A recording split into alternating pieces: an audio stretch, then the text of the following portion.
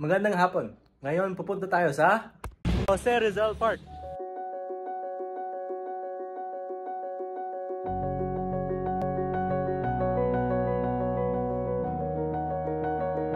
Mula sa DLSU, sumakay kayo ng LRT sa Vito Cruz Station at bumaba sa ika-4 na hintuan ng United Nations Station na mga 10 hanggang 15 minutong biyahe lang. Nandito tayo ngayon sa Jose Rizal Park, isang makasaysayang pook dito sa Manila. Ang parke na ito ay mayaman sa kasaysayan at kultura at isa itong perpektong lugar para sa isang masayang paglalakbay. Tara, samahan niyo akong klasin ang kaganahan sa kasaysayan ng lugar na ito.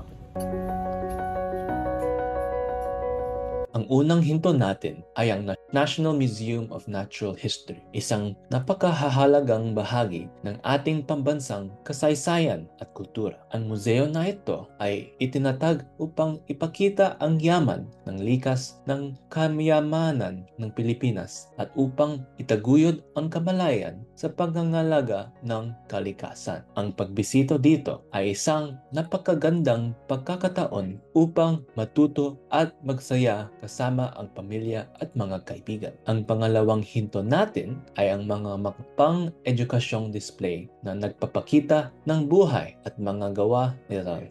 Ito ay Professor Ferdinand Blumentritt, isang kaibigan at guro ni Dr. Jose Rizal. At meron din siyang magandang lolo. Makikita dito ang kanyang mga sinulat, mga larawan at mga memorabilia na nagpapakita ng kanyang kabayanihan. Nagbibigay kaalaman ng mga exhibit na ito, lalo na sa mga gustong matuto patungkol sa kanya. Tara, tingnan natin sa mga ito. Isa pang lugar na dapat ninyong bisitihan dito ay ang Chinese Garden. Ang hardin na ito ay isang tahimik at magandang espasyo na idinisenyo ayon sa tradisyonal na estilo ng mga hardin sa China.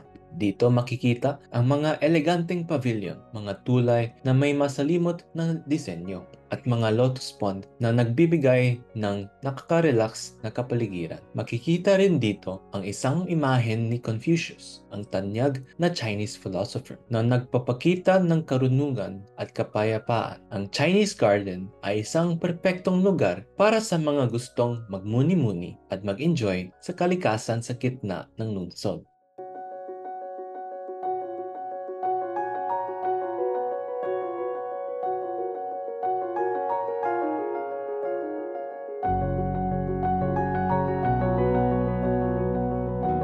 Narito ang kanyang mga akda tulad ng No Limit Tangere at El Filibusterismo. Ang mga akdang ito ay nagbukas ng kamalayan ng mga Pilipino at nagbigay inspirasyon sa pag-aalsa laban sa mga mananakop. Alam niyo ba na ang No Limit Tangere ay sinulat niya habang siya ay nasa Europa? Talagang nakakamangha ang kanyang determinasyon na maipahayag ang mga suliranin ng ating bayan kahit malayo siya. Ngayon, nandito kami sa Rizal Fountain, isang tahimik at magandang lugar dito sa mga parke. Ang mga alon ng tubig ay nagbigay ng kapayapaan at kalmado. Perpekto para sa mga gustong mag-relax at magnilay.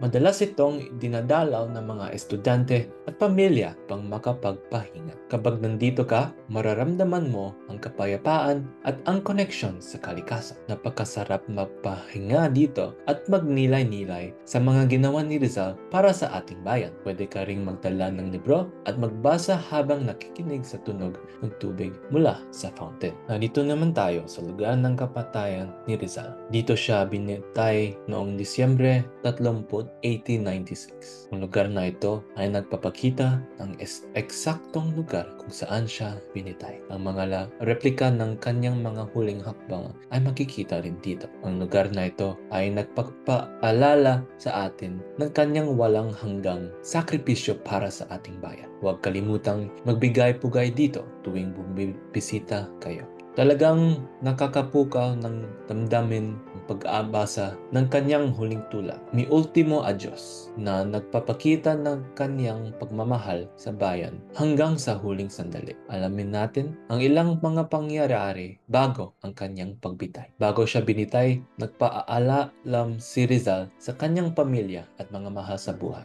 Ito ay pahimakas ni Dr. Jose P. Rizal sa iba't ibang wika, sa Tagalog, Ingles, at Espanyol.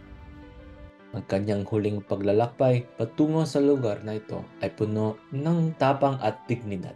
Tunay na isang inspirasyon si Rizal sa ating lahat. Ang susunod na hinto natin ay ang banatayang ni Jose Rizal. Itinayo ito upang parangalan ang ating pambansayang pangbayani na si Dr. Jose Rizal. Alam niyo ba na ang monumentong ito ay isa sa pinakasikat na landmark sa Pilipinas? Dito sa paligid ng monumento, makikita niyo ang mga watawat ng Pilipinas na sumasagisag sa ating kalayaan at pagkakaisa bilang isang bansa. Ang lugar na ito ay dinarasyo ng maraming turista at lokal, lalo na tuwing mga pambansang okasyon. Sa ilalim ng monumento, makikita natin ang kanyang puntod. Ito ay isang paalala ng kanyang katapangan at dedikasyon sa ating bayan. Talagang nakakapukaw ng damdamin ang makikita mo ang lugar kung saan siya inilibing. Alam niyo ba na ang monumento ay itinayo mula sa kontribusyon ng iba't ibang bansa, kabilang na ang Estados Unidos, Espanya at Alemanya?